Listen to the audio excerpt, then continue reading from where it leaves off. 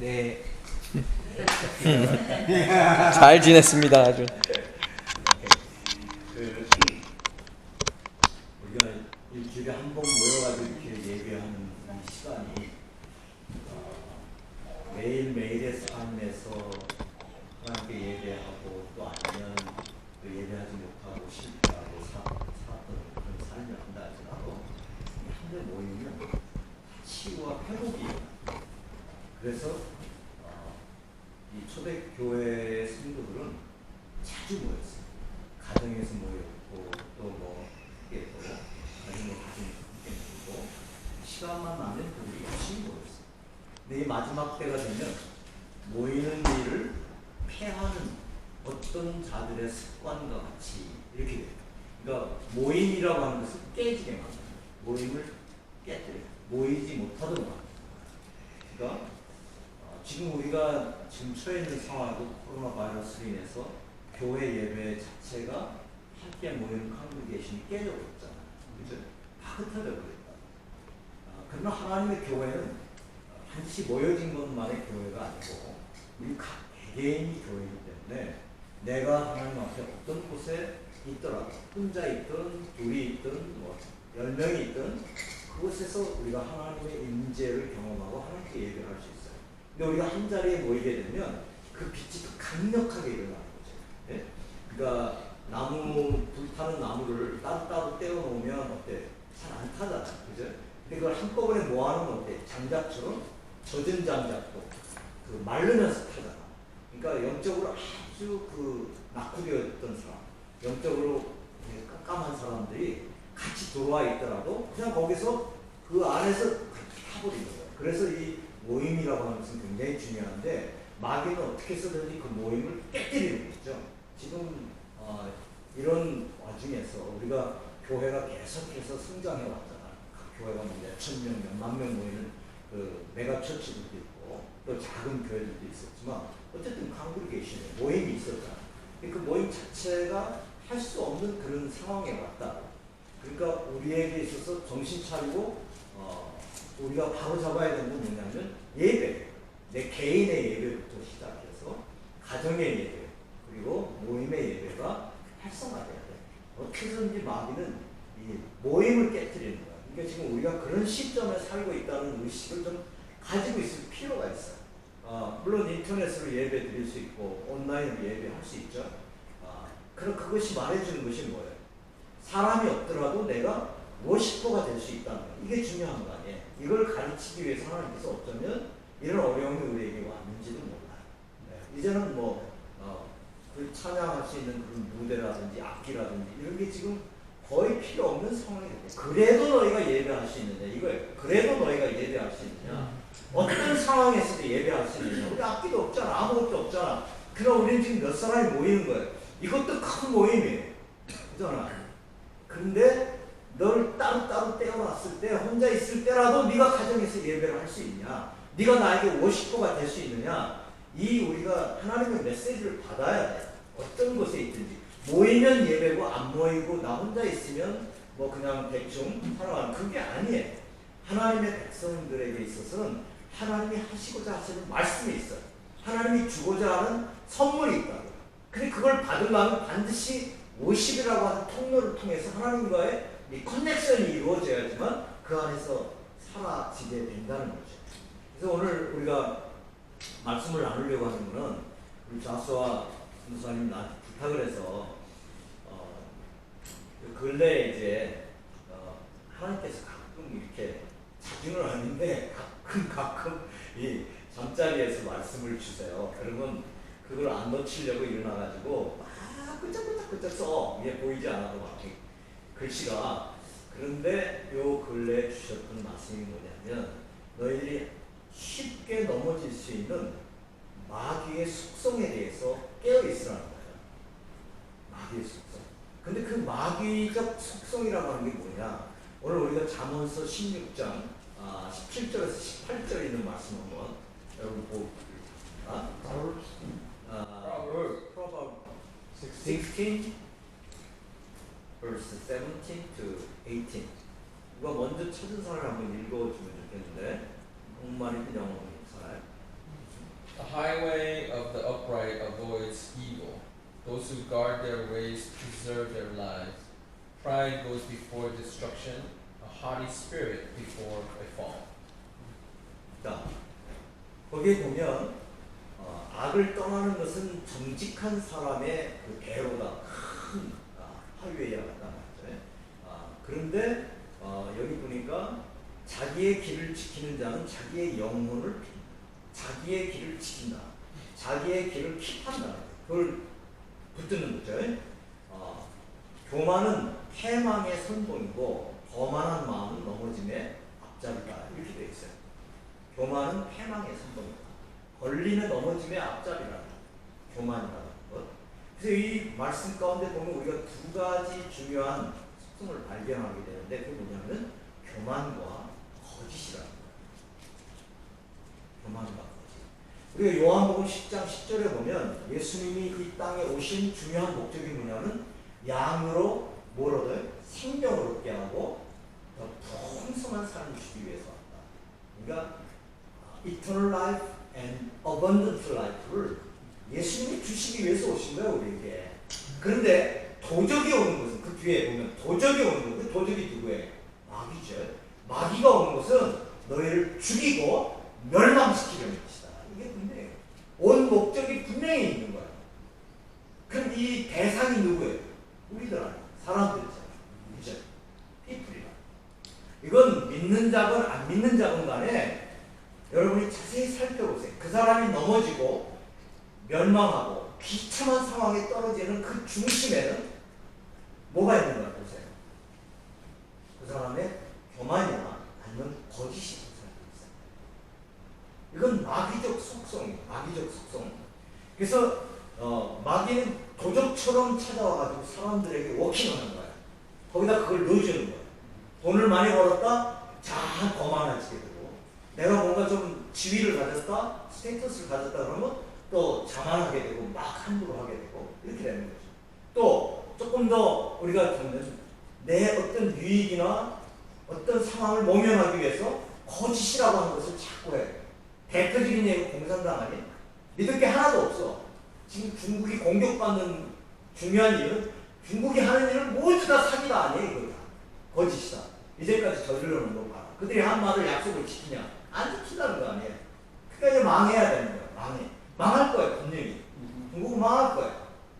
이거는 역사가 증명해 주는 거예요. 개인이나 공동체나 국가나 어떤 상황에서도 그들이 비참한 상황으로 자멸에 빠지는 그 결과의 중심에는 반드시 마귀적 속성이 들어있다는 걸 보면 돼요.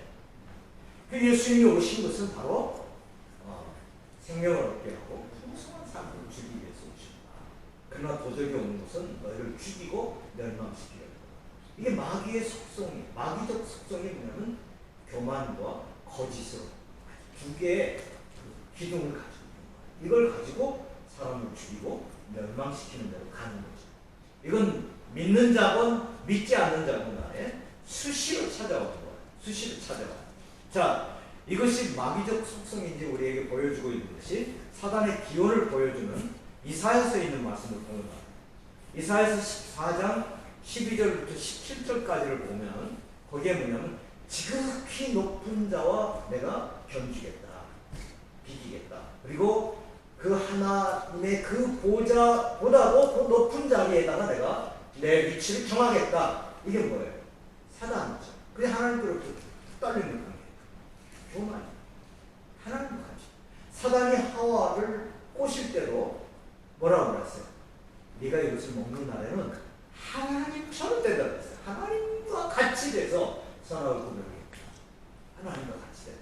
그러니까 하나님처럼 하나님의 자리까지 올라가고 싶은 욕구가 마귀적 속성인데 이걸 누구에게 넣어주냐면 사람에게 넣어주는 거예요. 와가지고. 그것은 진실이었어요? 거짓이었잖아요. 그래서 결국은 하나님에게로부터 교제가 끊어지고 에덴 동산으로부터 추방을 당하잖아요. 비참한 인생이 되는 거예요. 어둠의 인생이 되는 거예요. 어번던트 라이프가 아니라 완전히 깨져버린 그런 시간으로 전락해버린 거예요. 자, 요한복음 8장 44절에 보면 이 사단에 대해서 뭐라고 말하고 있냐면 그는 처음부터 살인한 자요 진리가 그 속에 없으므로 진리에 서지 못하고 거짓을 말할 때마다 자기의 것으로 말하니 이는 거짓말장이요 거짓의 아기가 됐다. 거짓의 출처가 누구예요? 마귀. 그건 마귀적 속성이에요. 거짓이. 그러니까 그가 하는 모든 것은 그 안에 진리가 없기 때문에 나올 수 있는 것은 뭐냐면 다 거짓이에요. 다 거짓이에요. 자, 불신자들에게 왔으면 어떻게 속삭이는가? 야, 하나님은 없다. 하나님은 없다는 거예요. 그리고 인생은 이게 이 땅에 네가 숨쉬고 살아있는 동안이 전부다. 이 이후의 세계는 없다. 그렇죠? 어떻게든지 네가 성공하고 다른 사람을 누리고 부를 축적하고 이 땅에 사는 이것의 가장 최고 최대 선의 삶을 사는 데다가 집중해라. 이게 뭐야? 마귀의 속임수. 마귀의 속임수. 여기에 대부분의 사람들이 뭐냐면 다 그 안으로 빨려 들어가. 그래서 인생은 그렇게 살아. 인생은 없다. 이 이후의 삶은 없다. 그렇죠? 그래서 마귀의 유혹이라고 하는 것은 결국 우리로 하여금 마귀를 닮아가지고 함께 멸망으로 빠져들어갈 수 있도록 끄는 것이 마귀의 텐션, 유혹이. 이런 마귀적인 계략을 우리가 잘 파악을 하고 이걸 깨워서 경계를 해야 될 필요가 있습니다. 누구에게나 찾아와. 근데 어떻게 이 같은 마귀적 속성이 우리를 넘어뜨리고 비참하게 만드는가? 우리가 성경의 예를 한번 뭐 많은 예들이 있지만 그중에 한 구약에서 신약에서 우리가 한번 생각해보자. 너무 잘 아는 예들 있죠. 자, 첫 번째 우리 교만에 대해서 생각을 해보자. 교만하면 생각나는 사람은 누가 있어? 구약 성경.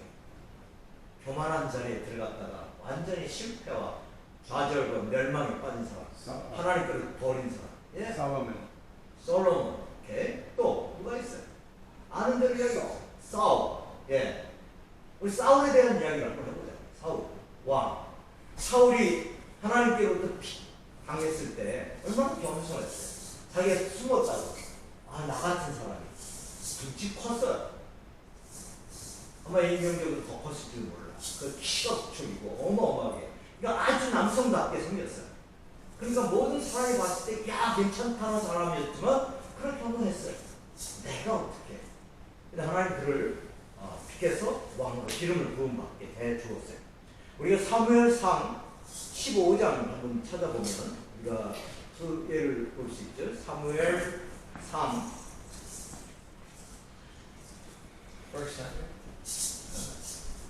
사무엘상 15장 10절부터 보게 되면 얘기가 나옵니다. 하나님께서 사무엘에게 말해. 하나님도 후회하셨어요. 하나님이 내가 사울을 왕으로 세운 것을 후회한다고 했어요. 그럼 우리가 생각할 때 그럼 하나님은 미래에 대해서 모르시는가? 사울이 그렇게 될 줄 몰라서? 아니에요. 그런 말이 아니에요. 뭐냐면 하나님은 자신의 그것을 우리에게 알기 쉽도록 인간적인 용어로 설명한 것뿐이지 하나님은 전지하신 분이에요. 앞에 되어질 일을 알아요. 그렇지만 하나님은 기회를 주시는 거예요. 근데 사울에게 하나님 말씀한 것이 내가 후회한다. 그러면서 말합니다. 그래서 사무엘에게 그렇게 말하니까 사무엘은 사울을 기름 부어서 세운 사람 아니에요. 선지자잖아요. 이게 책임이 있잖아. 그래서 사울을 만나러 간 거예요. 만나러 갔더니 전쟁에 갔다가 어떻게 됐냐면 여기 12절에 보면 자기를 위해서 기념비를 세우고 그랬어요. 완전히 바뀌었어요. 자기를 위해서 모니먼트 만들겠다. 기념비. 내가 이와 같은 일을 행했다라고 하는 그런 그 상징적 이걸 만들겠다는 거죠. 또 그리고 계속해서 보면 착각에 빠져 있어요. 이게 착각인지 오만인지 나는 하나님의 명령을 다 행했다는 거예요. 전쟁에서 내가 싸워서 이겼고 전리품들을 가져왔고, 근데 사울이 그 전쟁에 나갈 때 뭐라고 이야기를 했냐면 하나님께서 그 모든 것을 싹 진멸시키라고 했어요. 다 없어요. 근데 사울이 챙겼거든요. 양이나 숫대 중에 좋은 것들을 택했다고. 그랬더니 사무엘이 이야기합니다. 이 음메 이런 소리가 들리는 거는 도대체 무슨 소리냐 그랬다. 그랬더니 얼른 보면 돼요. 그건 우리가 하나님께 승전의 그 기념을 하기 위해서 제사를 드리기 위해서 따로 구별시켜 놓은 거라고 이렇게 이야기를 합니다. 우리가 한 가지 거짓말을 감추기 위해서 또 다른 7개의 거짓말을 불러드린다는 말이 있어요. 한 번 거짓말을 또 거짓말시키기 위해서.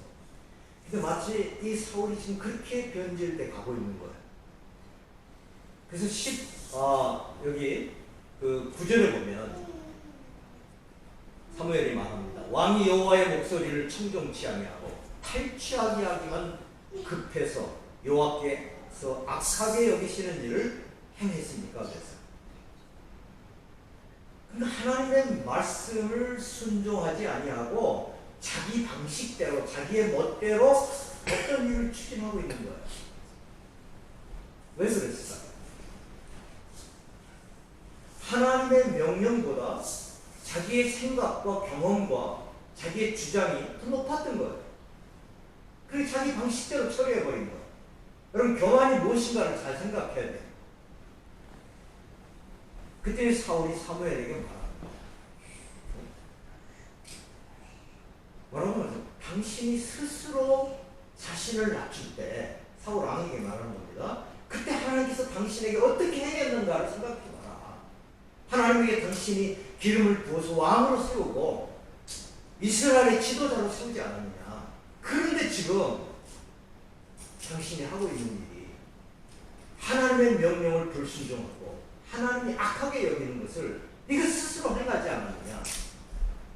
여기에서 나온 유명한 말이 있죠. 하나님은 순종이 제사보다 낫다는 거예요.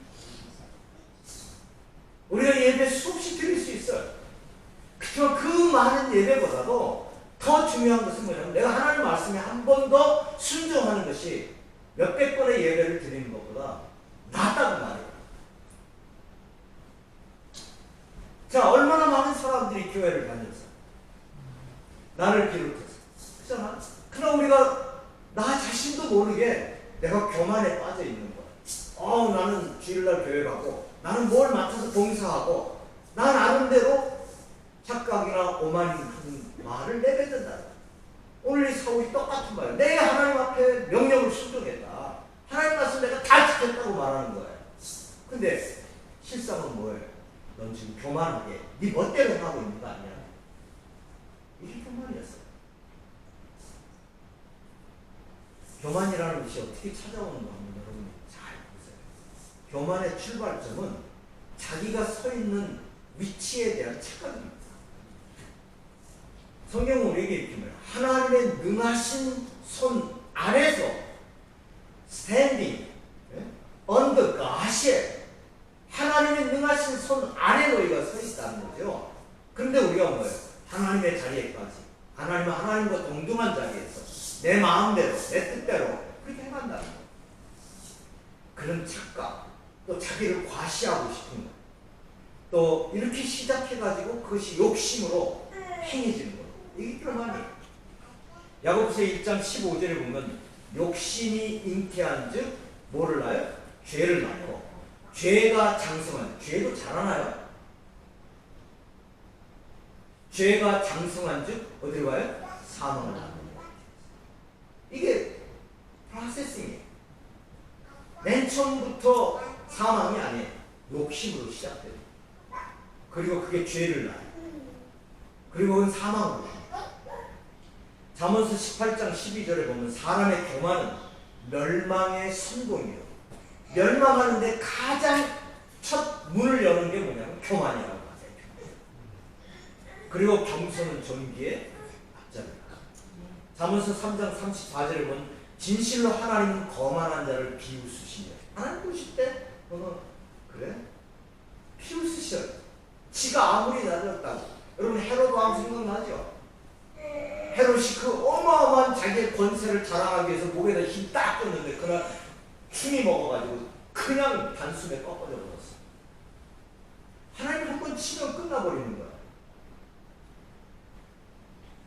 100년 만년 살 것 같고 자기의 권세를 수없이 나타내려고 한다 할때도 하나님께서 한번 하면 끝난 겁니다. 교만한 자에 대해서 하나님께서 그래? 구약에 보면 우리가 느부갓네살 왕이 나옵니다.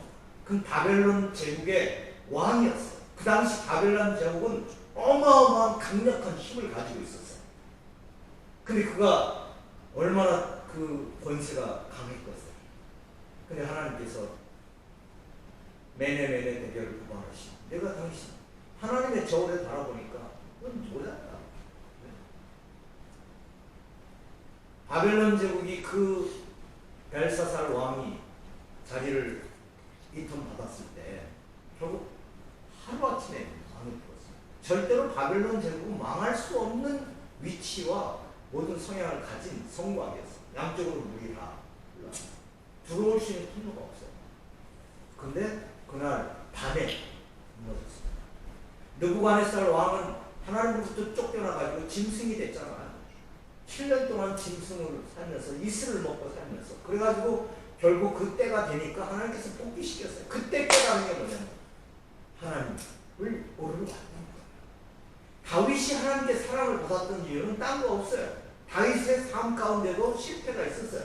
그렇지만 다윗은 자기의 위치를 알았다는 거예요. 그 시편을 보면 왕이신 나의 하나님이 이랬어요. 다윗은 왕이었어요.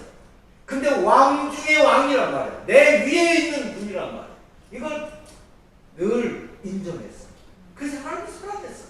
다윗, 네가 있는 위치를 아는구나. 우리가 목에다 힘주고 뻣뻣하게 모든 권세와 능력을 손에 쥐었다고 해도 그건 잠깐이에요. 잘 써야 되는 거죠. 자, 우리가 신약 성경에서 교만하다라고 생각하면 누구를 생각할 수 있겠어요? New Testament? 네? New Testament? 네. 별로 생각 안 나죠? Saul. 누구? Was Paul. 폴? Saul who was Paul. 야, 사울의 폴. 예, 사울도 그 당시에 권세를 가진 젊은 청년, 유망주였죠. 잘 나가는 친구였습니다. 배울 만큼 배웠어요. 그는 사실은 교만이라고 하는 것보다는 훨씬 더 자신의 삶에 대해서 당당했던 사람이에요. 그래서 예수를 당시에 믿는 사람들은 잘못 믿고 있다고 생각했던 거예요. 자기가 알고 있었던 율법에 의해서. 그래서 그 예수 믿는 사람들을 잡아 죽이려고 간 거 아니에요. 잡아다가 옥에다 넣기 위해서 간 거 아니에요. 가다가 하나님 만나버렸어요. 왜? 하나님 그 중심을 알았어요. 그것은 교만이 아니라 사실은 무지였어요. 무지였기 때문에 사울을 깨서 눈이 멀게 한 거 아니에요. 그 사람들의 손에 끌려서 갔어요. 그 전까지는 뭐냐? 전부 자기가 주도해서 앞장서서 움직였던 사람이에요. 근데 사람들의 손에 끌려서 아무것도 볼 수 없는 그 상황에 들어가서 3일을 금식하면서 깨닫게 된 게 뭐야? 예수 그리스도를 만나게 된 거 아니에요? 그가 지식으로 하나님을 만났습니까? 아니면 그가 열정으로 하나님을 만났어요? 그가 하고 있는 어떤 일 때문에 하나님을 만난 거예요? 그게 아니었어요. 하나님이 찾아주신 거예요. 그에게. 그 어떤 것으로도 하나님을 만날 수 없었지만 하나님께서 그에게 다가오신 거죠. 우리가 성경에 신약 성경으로는 교만이라고 하는 것을 잘 못 찾는 것 같아요. 대부분. 근데 한번 생각해요. 아주 쉬운 곳에 수많은 사람이 교만한 자리에 섰어요. 예를 들면 예수님을 따랐던 베드로를 한번 생각해 보세요. 베드로가 닭 울기 전에 예수님께서 3번 내가 나를 부인할 거다. 그러면서 예수님이 그 제자들에게 말할 때 베드로뿐만 아니라 다른 제자들도 다 아유 난 그럴 일 없습니다. 근데 베드로가 특별히 강력하게 말했어요. 주님, 다른 사람 다 주를 버린다 할지라도 저는 주님과 함께 죽을지언정 절대로 주님을 부인하지 않겠습니다. 이렇게 말했어요. 얼마나 당당한 자신 있게 답했어요. 근데 어떻게 됐어요? 자기 꼽기하고 울자 어떻게 됐어요? 3번 여지없이 부정해버렸어요. 왜 그렇게 됐을까? 왜 베드로가 그렇게 넘어져 버렸을까? 그렇게 당당하고 확신에 찼던 베드로가 어떻게 그렇게 쉽게 넘어질 수 있었을까요? 잘 보세요.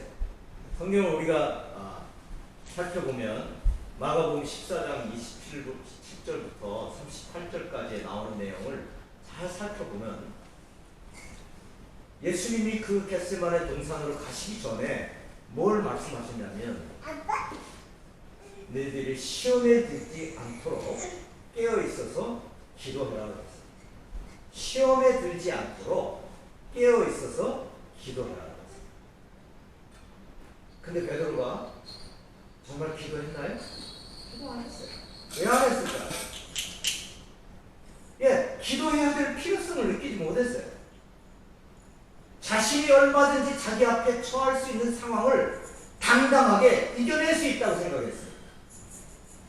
근데 예수님께서 말씀하기를 네가 가지고 있는 열정이나 네가 가지고 있는 그 성격이나 담대한 주장조차도 그 어떤 상황에서든지 그걸 이겨낼 수 있는 결정적인 힘은 될 수 없다는 거예요. 그러면서 조그마한 여자아이 앞에서 3번씩 부정하면서 결국 베드로가 완전히 넘어져 버립니다. 무슨 일이었어요? 기도해야 될 필요성을 못 느꼈어요. 하나님을 절대적으로 의지해야 된다고 하는 필요성을 못 느꼈어요. 그래 예수님은 어떻게 했어요? 땀방울이 핏방울이 되도록 그 겟세마네 동산에서 주님 앞에 기도했습니다. 그래서 그 마지막 십자가의 길이 죽음과의 그 사선을 넘는 그 길이었잖아요. 죽느냐 사느냐는 문제였어요.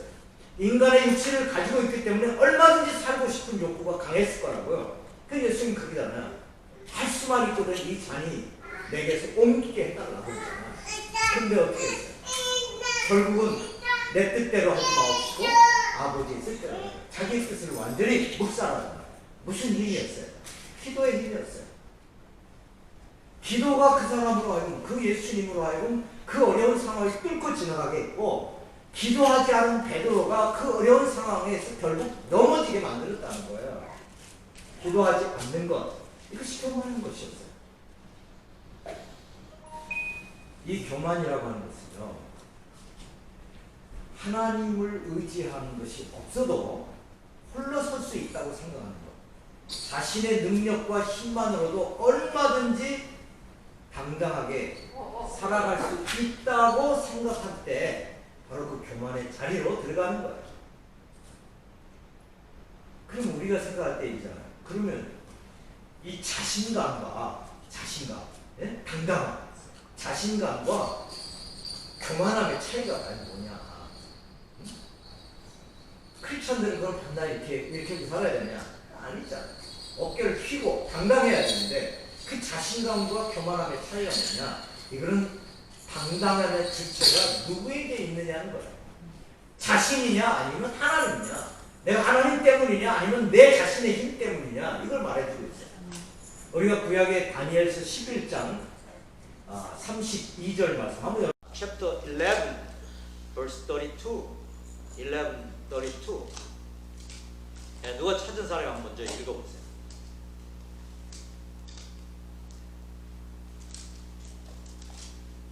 (11장 32절)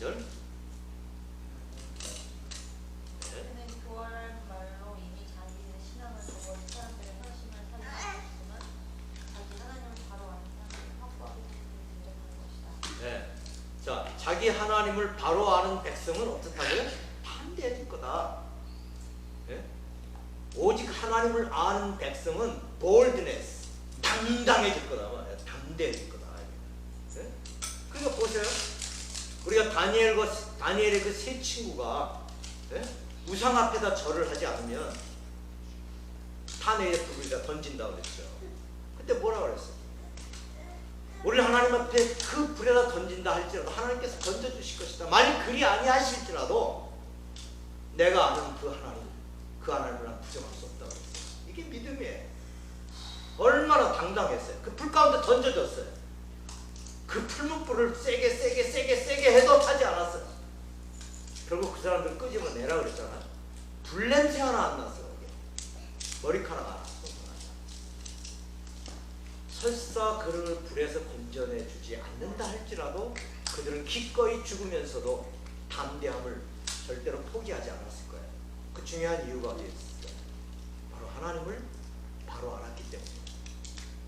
이게 바로 자기의 자신감이에요. 이게 우리가 하나님의 백성들이 갖는 자신감이에요. 앞으로 어떻게 될지 불안하죠. 두렵죠.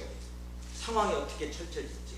그러나 하나님의 백성들은 하나님 때문에 내가 어떤 상황과 여건이 온다 할지라도 당당할 수 있습니다 라고 고백할 수 있는 사람이 그리스도인입니다. 교만의 반대는 뭐예요? 그렇지, 겸손이죠. 근데 교만이 마귀의 절대적 속성이라고 한다면 겸손은 누구의 속성일까요? 예수님의 속성이에요. 우리가 이 주님의 겸손한 속성을 배울 필요가 있어요. 그래서 마태복음 11장 29절에 보면 이렇게 말하잖아요. 예수님이 나는 마음이 온유하고 겸손하니 나의 멍에를 메고 내게 배우라. 예수님 겸손하셨어요. 그래서 이 땅에 왕으로 오셨지만 어때요? 예루살렘에 입성하실 때 어땠어요? 어린 나귀 새끼를 타고 입성했잖아요. 그건 구약에 이미 예언되어졌던 말씀이에요. 그것은 겸손을 상징하는 거예요. 그 제자들의 발을 씻기실 때 뭐예요? 예수님의 겸손을 보여줍니다. 어떻게 그 천지 만물을 창조하신 창조주 하나님이 나와 여러분 피조물인 나와 여러분의 발을 씻길 수 있겠어요? 가장 더럽고 추한 더러운 것들을 밟고 다니는 사람. 그러나 예수님이 그것을 하셨어요. 사실은 주님이 겸손하기 때문에 우리를 만나주시는 거야. 주님이 겸손하지 않았다면 나 같은 사람 만나줄 리가 없죠. 되먹지도 않았고 지멋대로 또 뭐가 있으면 자만하고 교만하고 이런 나를 상대하시겠어요? 근데 주님이 겸손하게 우리에게 오셔서 나는 너희를 섬기러 왔다 그랬어요. 주님이 서빙하러 온 거예요. 근데 우리는 좀 뭘 가지면 어때? 서빙이 아니라 컨트롤링하고 룰링하려고 그러잖아요. 이거 완전히 우리가 마귀의 속성에 빠져들어가가지고 하나님으로부터 멀어지는 그 첫 발걸음을 내딛는 거예요. 이걸 우리가 의식할 필요가 있어요. 경계해야 돼요.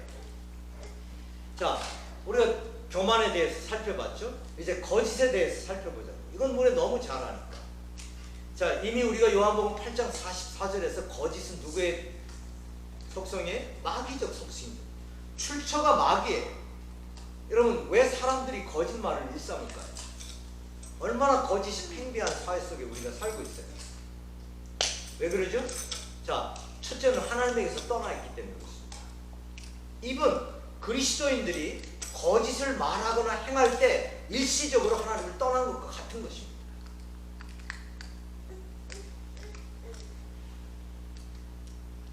두 번째는 자기 부정이 이루어지지 않았기 때문에 거짓하게 됩니다. self-denial.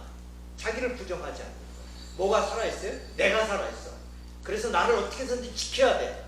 내 체면, 내가 당해 있는 상황을 어떻게든지 좀 모면해야 돼.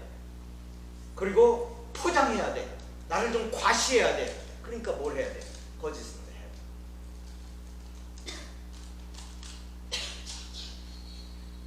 자, 우리가 사도행전 5장에서 한번 실제로 거짓이 얼마나 무서운 거를 우리가 살펴보자. 아마 우리 이 안에조차도 자기가 살아가면서 그리스도인이 된 이후에도 거짓말을 안 해봤다. 그런 사람이 있으면 손 들어봐요. 아무도 없을 거예요. 그런데요, 이 거짓이라는 거 오늘 우리가 얼마나 무서운 건가를 잘 생각해 보자고요. 자, 보세요. 사도행전 5장에 어떤 사건이 나오죠? 아나니아와 삽비라가 나옵니다. 아나니아와 삽비라가 공동체 멤버였어요. 초대교회 멤버였어요. 그리고 사람들에게 그래도 괜찮은 열심히 있는 성도였어요. 그러니까 사람들이 막 은혜 받아가지고 자기 재산을 팔아서 가난한 사람들에게 나눠주자 그러니까 막 헌금했잖아요. 그러니까 이 두 사람도 집에 가가지고 여보 우리도 팝시다 이렇게 된 거야. 그러니까 믿음이 있어 없어? 좋은 거잖아요. 자기 집 팔겠다고 하는 성도 나와보라고. 쉽지 않잖아. 예? 인기 자기 집 팔아서 바치겠어? 쉽지 않지. 예? 아마 하늘이 두 쪽 나는 큰 은혜를 받아서 불을 받으면 변할까? 안 된다고요. 불 받아도 잘 안 돼, 요즘에. 예? 안 된다고. 근데 이 사람이 팔았어. 판 것까지는 너무 잘했다고요. 근데 팔고 나 보니까 이게 액수가 만만치 않거든. 그러니까 이제 여기에 누가 먼저 시작했을까요? 와이프가 먼저 시작하지. 항상 여자는 계산이 빠르거든요. 그래서 남자가 여자 말을 좀 조심할 필요가 있어요. 네. 남자는 좀 둔해. 남자는 좀 둔하다고. 네. 뒤늦게 가서 뒤통수 맞아. 그러니까 와이프가 여보, 이게 돈이 적은 액수 아니잖아. 이거 다 바쳐야 돼. 이렇게 아마 이야기했을 거야. 그랬더니 남편은 따라가는 거야. 그냥 남편이 뭐 그래 나도 생각해보니까 그렇네. 항상 이 뒷담화지. 예? 형광등. 그러면서 그거 어떻게 할까? 그랬더니 여보, 아마 그때도 아마 와이프가 아마 제시했을 거야. 요만큼 남기고 이거는 그래도 하나님께 바쳐. 남긴 게 많았을까? 바친 게 많았을까? 바친 게 많았을 거라. 예? 그런 거 했어요. 자, 거기까지도 좋다 그러냐. 그런데 이제 교회에 들어간 거예요. 그거 갔다가 딱 나왔습니다. 사람들이 와 대단하다고 했을 거 아니에요? 얼마나 자기가 뿌듯했을 거예요. 사람들은 모르죠. 그 안에 어떤 일, 자기 부부끼리 어떤 일이 일어나는지 모르잖아.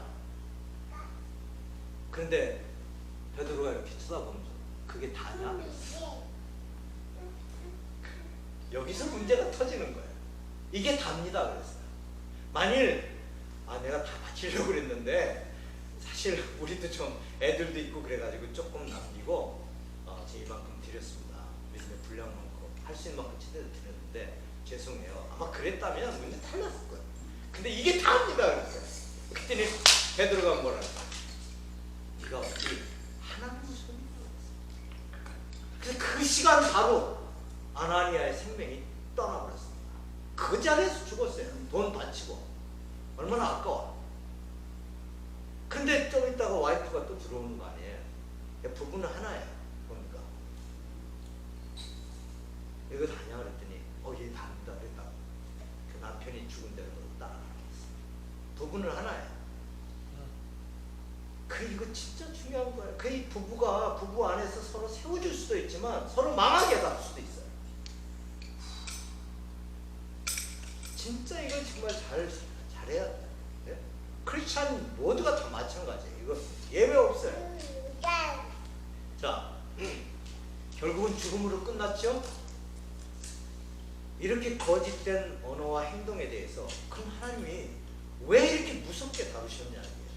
생각해보세요. 오늘날 이 아나니아와 삽비라 사건처럼 교회 안에서 행해졌다고 한다면 성도들이 과연 얼마나 남았을까요?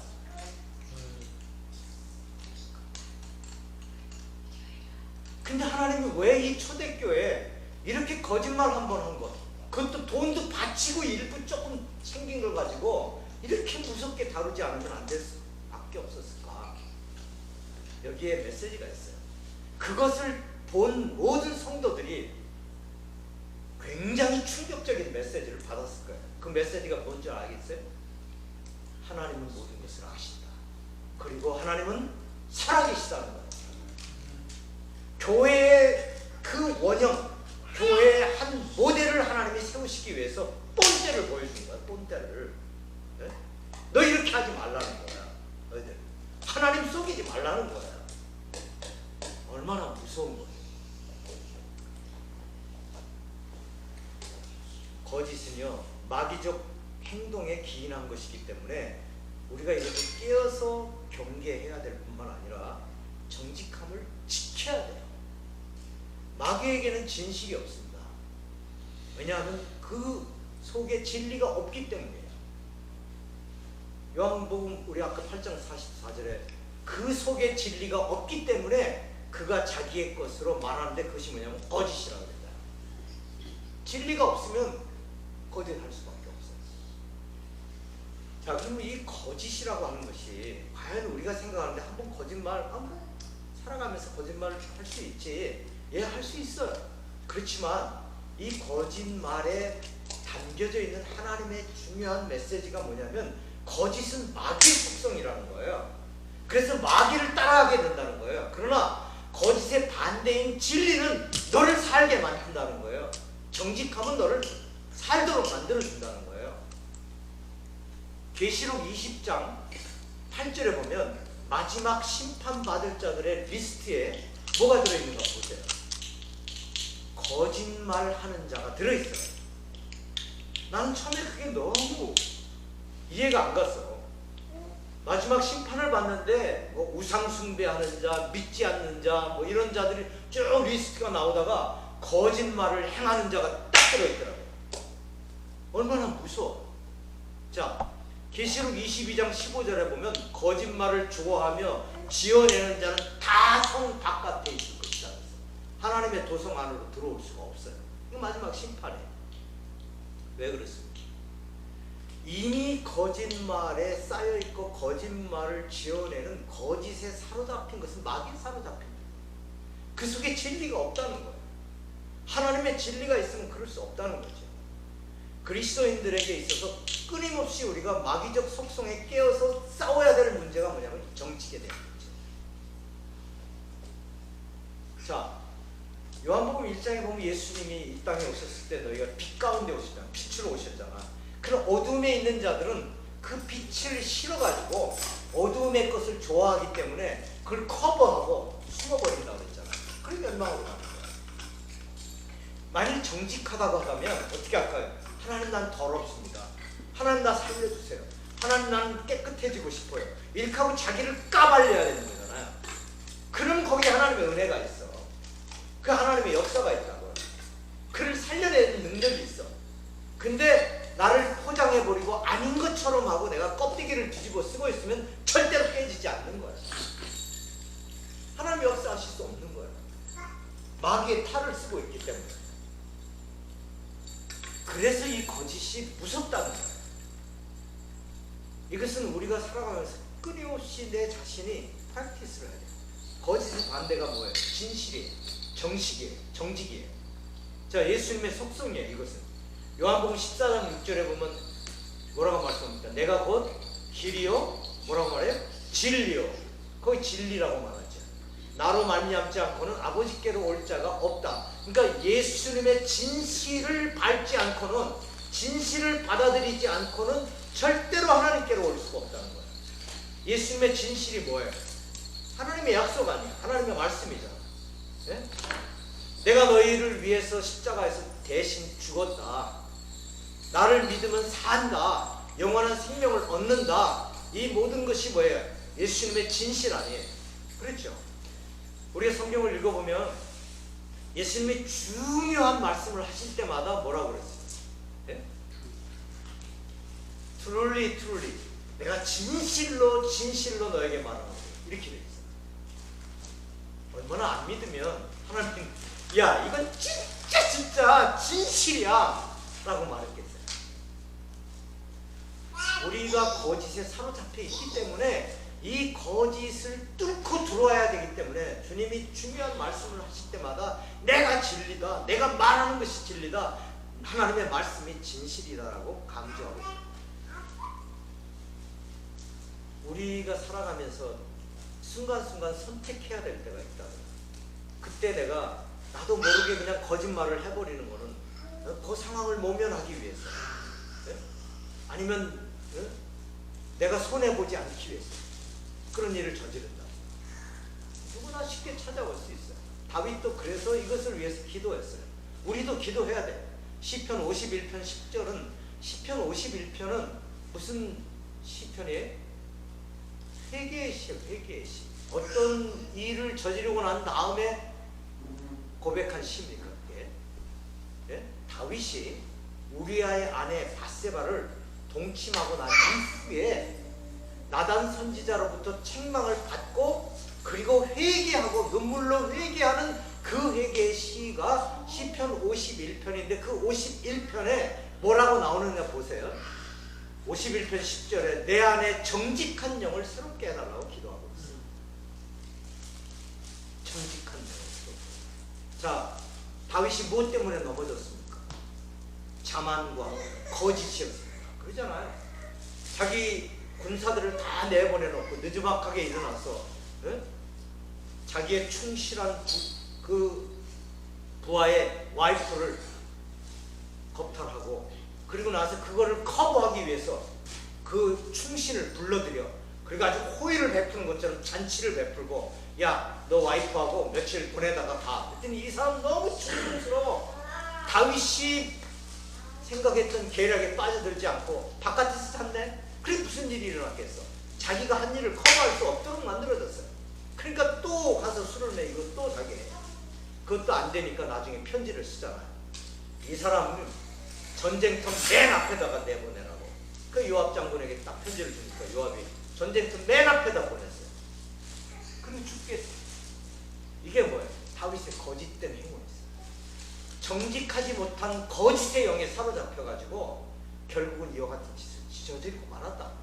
그러니까 다윗이 기도할 때 하나님이 내 속에 정직한 영을 새롭게 해달라고. 이미 정직한 영은 들어와 있어. 근데 그걸 새롭게 해달라는 말은 더러워졌다는 거 아니야. 선택해야 될 때 가서 내가 넘어졌다는 이야기 아니에요. 우리 다 그럴 수 있어. 이 거짓된 행위 때문에 내가 정말 마음을 찢고 고통스러워하고 하나님 앞에 정직하게 해달라고 기도할 수 있는 것. 이것이 진정한 크리스천의 모습이 아닌가 그런 생각을 합니다. 그래서 시편 84편 11절에 보면 하나님께서는 정직히 행하는 자에게 좋은 것을 아끼지 아니하실 것이라고 말했어요. 정직히 행하는 자에게 좋은 것을 아끼지 않는다. 지금은 손해보는 것 같고 내가 이렇게 말함으로 인해서 내가 마이너스가 되는 것 같지만 하나님 반드시 그것을 보상해 주신다. 약속하셨어요. 왜? 그것은 내가 마귀적 속성을 따라가는 것이 아니라 주님의 속성으로 내가 결단했기 때문에. 오늘 이제 말씀 마무리하면서 하나님보다 자기 중심, 또 하나님의 은혜가 없이도 내가 살아갈 수 있다는 생활 양식, 거기에 만일 우리가 빠져 있다면 우리는 이미 교만한 자리에 내가 발을 딛고 있다는 것을 인식할 필요가 있어요. 또 매 순간 우리의 일상의 삶에서 도전해오는 거짓과 교만의 그런 유혹 앞에서 어떤 내 자신이 그 상황을 모면하거나 또 아니면 과시하거나 또 아니면 유익을 위해서 포장되는 거짓된 말이나 행동, 이것에 대해서 우리가 깨어있을 필요가 있는 거죠. 마귀는요 언제나 우리를 죽이고 멸망의 자리로 이끌고 가려고 하는 마귀의 워킹이 있다는 거예요. 그래서 마귀적 속성을 경계하십시오. 나와 여러분 모두가 승리하려면 지극히 작은 것 속에 교만이 있다. 내가 목회를 하는 과정에서 커다란 땅을 구입하게 됐어요. 5에이커라고 땅. 그 땅을 구입하는 과정에서 사실은 말하지 않는 욕심이 내 안에 있었던 거죠. 처음에는 겸손해. 뭐 그런 지금 이 교인 수에 뭐 이만한 땅이 필요하냐. 근데 항상 부추기는 뭐가 있잖아요. 언제까지 이러고 있을 겁니까? 이걸 크면 사람들도 더 많이 오고 더 많은 일들을 할 수 있을 겁니다. 나도 은근히 틀린 말은 아닙니까? 그런 생각을 막 사로잡혔어요. 그래서 그 땅을 정직하지 못한 방법으로 사실은 이렇게 해서 땅을 구입하게 됐어요. 갚으면 되니까. 그런데 결국은 잘 나가는 것 같았는데 시간이 흐르니까 꼬여가지고 완전히 날아가 버렸어요. 그것만 날아갔나요? 내가 이제까지 쌓아온 크레딧도 날아갔어요. 그것은 은행 크레딧이 아니라 내 인격의 크레딧도 날아갔어요. 또 은행의 크레딧은 물론 날아갔죠. 사람과의 관계에서의 크레딧도 다 깨져버렸습니다. 또 목회에 대한 자신감도 완전히 무너져 내렸습니다. 땅만 잃어버린 것이 아니죠. 완전히 박살나버린 거예요. 무엇 때문이었을까요? 그 매 순간순간 다가오는 우리의 어떤 시츄에이션에서 내가 깨어있지 못하면 마귀적 이와 같은 속성 속으로 빠져들어가는 거죠. 하나님의 능하신 손 아래서, 전능하신 손 아래서 우리가 우리가 겸손해지고 또 하나님의 진리로 우리의 정직함을 지켜낼 수 있기를 바랍니다. 그래서 크리스찬으로서 하나님과 사람 앞에 부끄럽지 않게 당당하게 살아갈 수 있는 저와 여러분이 되기를 바랍니다. 이 세상에서는 좀 손해볼 수도 있고 이 세상에서는 좀 손가락질 당할 수도 있어요. 그러나 그것이 뭐 어때서 하나님이 지금 나를 보실 때 어떠냐 하는 관점으로 살아가게 될 때 확언하건대 하나님 앞에 우리가 당당하게 서게 되는 날이 있게 될 줄로 믿습니다. 마지막 시대에는 훨씬 더 이와 같은 어려운 유혹들이 우리 앞에 다가올 것입니다. 우리 함께 같이 기도하죠.